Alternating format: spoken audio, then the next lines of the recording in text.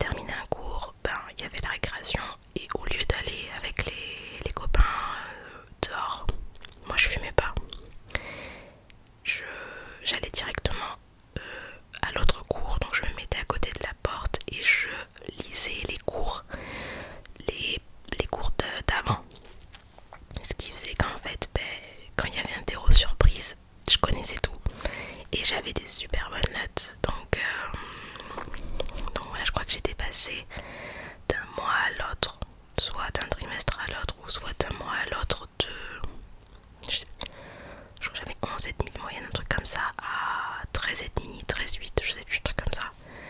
Mais je faisais que ça en fait, je bossais et j'avais plus d'intérêt pour rien du tout, donc je faisais que ça. Voilà, donc finalement j'ai changé de lycée et là j'ai vraiment commencé à aller beaucoup mieux, enfin vraiment ça allait beaucoup mieux. Donc je suis rentrée dans une seconde générale et dans une première L, donc j'ai choisi l'option littéraire et on pouvait choisir une spécialité. J'ai choisi spécialité mathématiques parce que à ce moment-là j'aimais bien les maths, à savoir que de toute ma primaire jusqu'à la 3e au collège, je ne pouvais pas me voir les maths en peinture, c'est-à-dire que j'étais abonnée au 5 sur 20. Je crois qu'au mieux j'avais genre 7, mais sinon c'était entre 3 et 5 sur 20 à tous les contrôles. J'arrivais pas en fait, moi les maths j'y arrivais pas. J'ai pas eu beaucoup de chance au niveau des professeurs aussi, il faut pas. Et c'est en fait en 3e que je suis tombée sur un professeur super. Et quand on a des profs super, et ben en fait ça change beaucoup de choses au niveau de notre apprentissage. Et donc des notes. Et donc des notes qu'on peut avoir.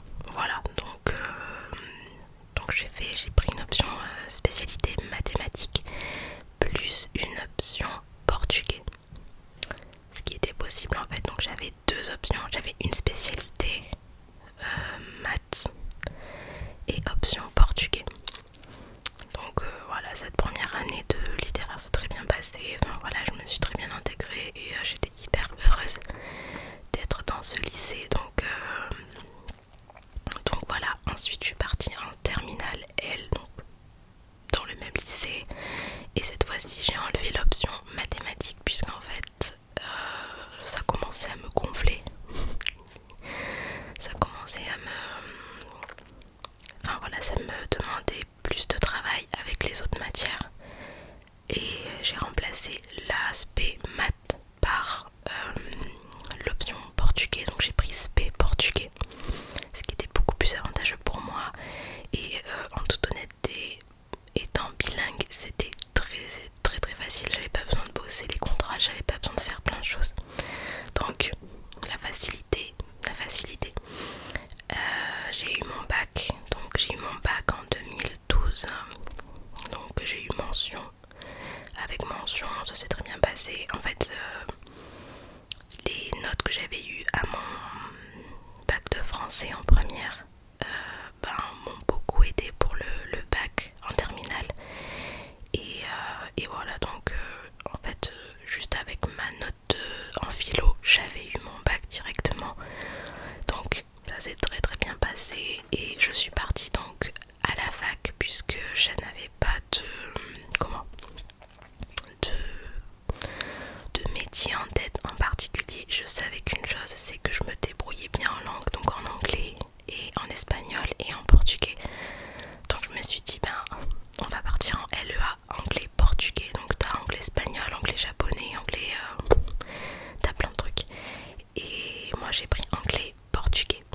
Voilà, donc c'est les lettres étrangères appliquées, ce qui est différent de LCE, je crois que ça s'appelle. Ou en fait LCE, si ça s'appelle comme ça, c'est vraiment purement langue. Tu vas vraiment étudier la langue, les civilisations. Voilà, il n'y a pas de spécialité, il n'y a pas de droit, il n'y a pas de commerce, il n'y a pas de plein de trucs qu'on avait en LEA. En fait, LEA, c'est vraiment une licence qui est faite pour bosser dans le commerce international. En fait, c'est la suite logique, c'est le master commerce international. Et donc je me suis lancée dans cette licence sans vraiment savoir ce que j'allais faire après, très honnêtement.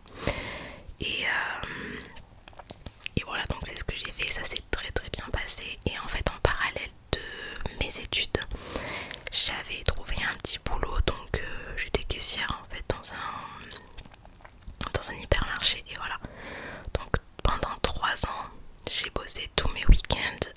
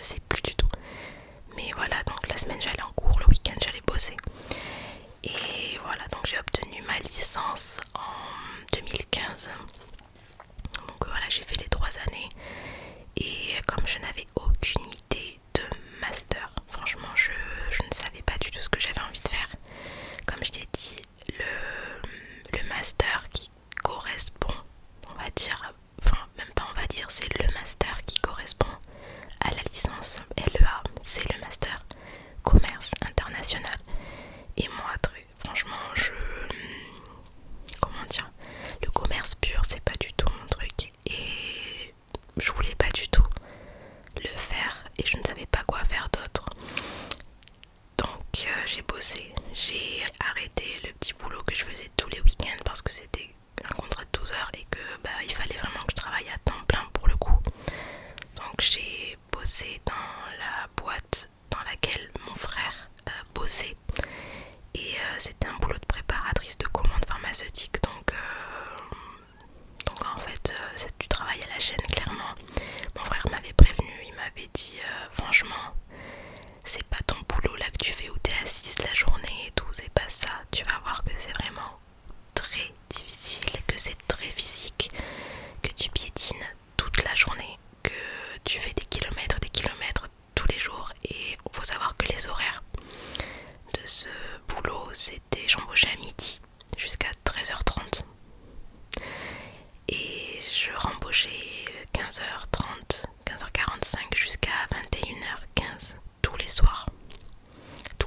Et je n'ai jamais été en CDI dans cette boîte là, c'était que des CDD qu'ils proposaient. Les CDI étaient super chers et dans tous les cas je voulais surtout pas être en CDI parce que je voulais pas rester là, c'était vraiment un boulot d'appoint. C'était en attendant que je reprenne des études, je ne savais pas quand, je ne savais pas quoi, mais en tout cas j'ai fait ça. Donc j'ai eu un premier contrat de 6 mois et au bout de 6 mois j'en pouvais plus. Vraiment, j'ai saturé et j'ai arrêté. Après ils m'ont rappelé parce qu'ils avaient toujours besoin de monde, donc ils m'ont rappelé. J'ai suis retournée, cette fois-ci j'ai bossé 8 mois je crois. Et ensuite il y a eu une coupure et encore une fois ils m'ont rappelé. Donc j'ai bossé, combien de temps j'ai bossé? J'ai bossé 8 mois et quelques aussi, enfin voilà, c'était à peu près ça. En gros j'y ai bossé pendant 3 ans en gros. Et la dernière année j'ai fait un remplacement dans un autre service. Ce qui fait que c'était beaucoup plus cool. J'étais au téléphone, je répondais aux appels et c'était vraiment beaucoup plus agréable parce que franchement travailler à la chaîne, waouh, vraiment c'est hyper compliqué parce que tu es un robot. Alors je me rappelle, tu avais une ceinture avec un écran, un casque tout le temps et en fait ça te répète à chaque fois des alphabets, des lettres et des chiffres parce que tu as des grandes étagères, tu as des grandes allées et donc forcément il y a des chiffres et des lettres pour s'y retrouver. Et voilà, donc c'est vraiment très très difficile de travailler la chaîne et puis t'es debout toute la journée, tu t'assois pas et tu termines assez tard quand même. Donc il y avait des femmes là-bas qui étaient mamans et franchement le sacrifice parce que alors t'étais bien payé, on va pas se mentir, mais par contre c'était vraiment pas facile du tout. Et voilà, et ensuite j'ai eu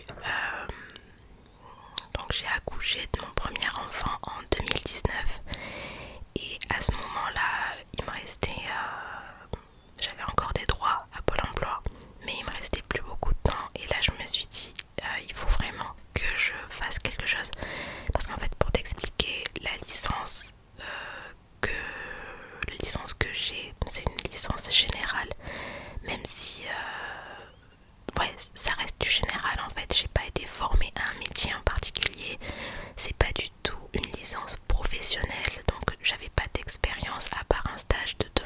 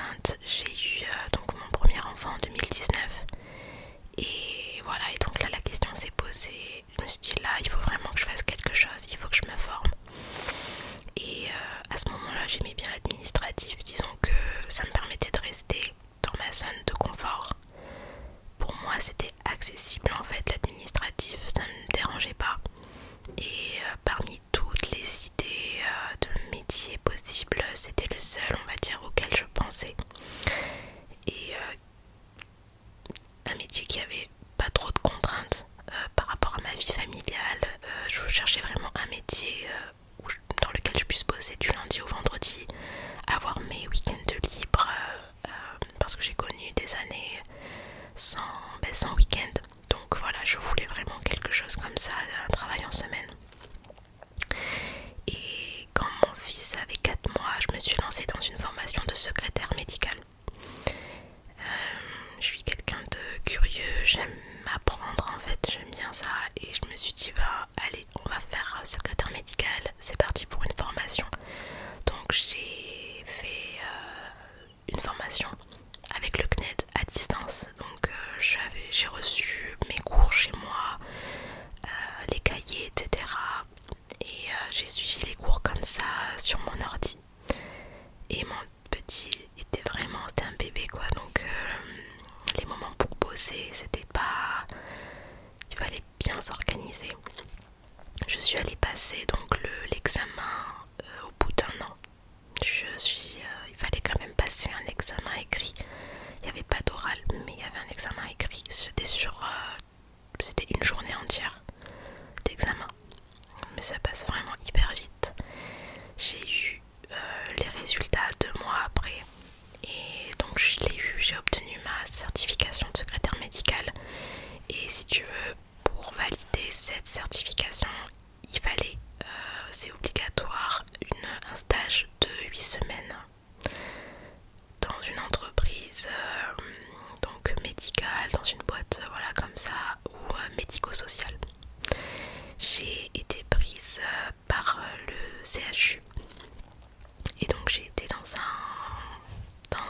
je suis tombée dans un service très très bien et j'avais de super bonnes collègues, enfin vraiment j'étais super bien tombée. Et à l'issue de mon stage, ils ont décidé de me garder. Donc je suis restée pendant 1 an au CHU. Et à la fin, vraiment, ça commençait vraiment à se détériorer. Ça n'allait plus du tout. Enfin, il n'y avait aucun moyen de mise dans notre service, dans tous les autres d'ailleurs. Enfin, ça n'allait vraiment pas du tout. Et je suis partie donc au bout d'1 an. Et j'ai toujours été en CDD d'ailleurs à l'hôpital. Parce que dans la fonction publique, tu es en CDI minimum au bout de 2 ans. Et voilà, donc il y avait plein de choses qui faisaient que voilà, je pouvais pas rester. Je suis partie et donc ça recommence. Je suis tombée enceinte donc de mon 2e enfant. Et quand j'ai accouché, après mon congé maternité, je me suis dit là il faut que voilà, c'est le moment. Il faut que je retrouve un emploi. Et je me suis dit bon je vais garder le secrétariat médical. J'ai fait une formation. Je sais pas vers quoi me tourner si je me mets à chercher dans le secrétariat médical. Et j'ai tenté une fois, j'ai passé un entretien, on m'a jamais répondu. Alors qu'il m'avait dit qu'il me recontacterait, jamais eu de réponse. Et ensuite j'ai été prise dans une clinique et je suis restée 26 jours je crois exactement. Ça n'allait pas du tout. Ils m'ont prise alors que ils savaient pas du tout quoi faire de moi finalement. J'avais pas vraiment ma place au sein du secrétariat. Il y avait beaucoup de choses qui n'allaient pas et là je me suis dit c'est pas possible en fait, c'est juste pas possible. Aujourd'hui je suis donc praticienne en massage bien-être au féminin. J'ai choisi vraiment au féminin. Et c'est venu en fait d'un massage. Donc mon frère m'a offert un massage pour mon anniversaire. Et en fait je sais pas, je me suis dit mais waouh, c'est génial de bosser dans un environnement pareil. Et ça m'a fait penser que depuis que je suis petite, j'ai toujours aimé masser. Je me rappelle, je le faisais au niveau des épaules de ma mère. Et à mon conjoint, je lui faisais régulièrement dès qu'il avait mal ou quoi que ce soit. J'adore pouvoir soigner, enfin c'est pas soigner le mot, mais j'adore pouvoir détendre en fait avec mes mains quand ça va pas. Et même quand ça va d'ailleurs, mais voilà, j'ai toujours bien aimé ça. Et du coup ça m'a fait penser à ça et je me suis dit je vais me lancer. Mais par contre il faut que je me lance à mon compte.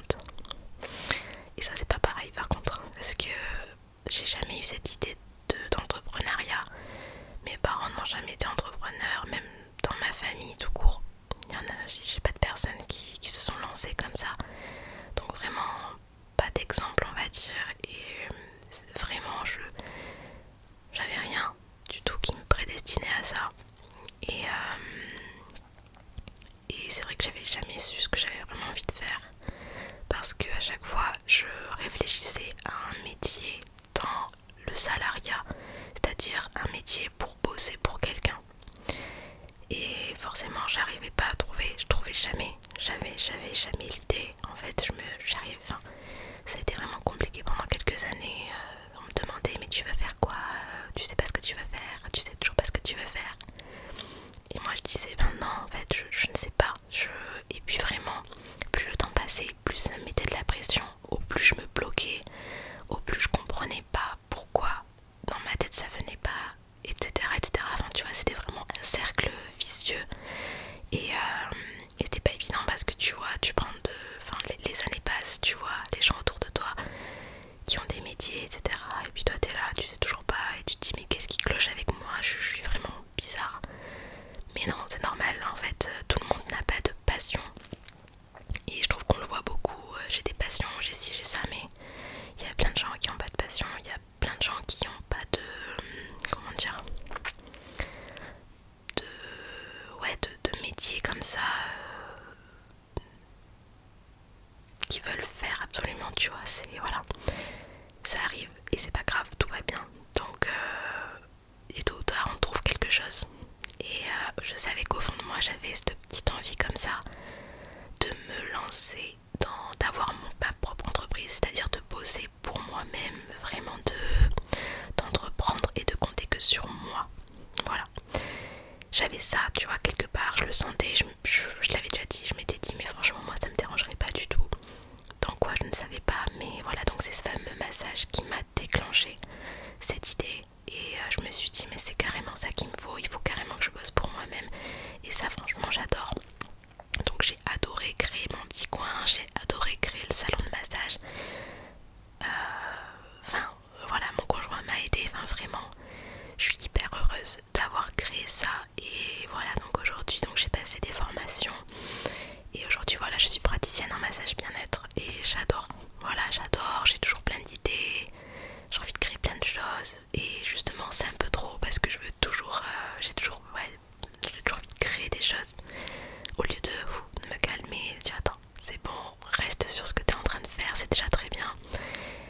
Forcément, ça demande vraiment énormément de travail. C'est jour et nuit presque parce que j'y pense très souvent, j'y pense jusqu'à tard, je peux bosser jusqu'à tard. Il n'y a pas d'horaire, enfin il n'y a pas d'horaire. Tu vois, c'est pas...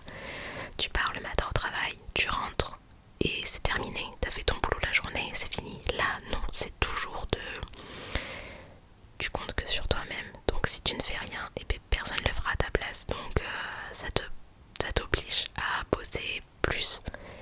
Mais c'est génial, vraiment c'est génial. Si t'as vraiment envie de te lancer, que vraiment au fond de toi, tu sens que c'est vraiment que t'as envie de faire ça mais que t'oses pas, franchement fonce, vas-y, parce que c'est génial en fait. C'est trop bien, c'est vraiment trop bien. Mais ça demande plus de travail. Voilà, donc voilà, je t'expliquais un petit peu comment j'en suis arrivée à praticienne en massage bien-être aujourd'hui. Donc forcément je n'ai pas... Enfin voilà, je t'ai fait un petit peu un condensé puisque sinon ça prendrait beaucoup plus de temps. Mais tu vois, mon parcours professionnel il a été un petit peu comme ça, c'est-à-dire que de toute façon il n'y a rien de linéaire, mais je cherche en fait, et j'ai beaucoup cherché ce que j'avais envie de faire. Et puis il y a eu des périodes dans ma vie aussi où j'étais vraiment pas bien et que mes parents se sont séparés, et à partir de là j'ai commencé à aller très très mal. Donc j'étais pas, on va dire, disposée pour vraiment chercher ce que j'avais envie de faire. Tout n'était pas clair dans ma tête, donc c'était vraiment compliqué. Mais en tout cas, pour l'instant, je suis très très contente d'en être là où j'en suis.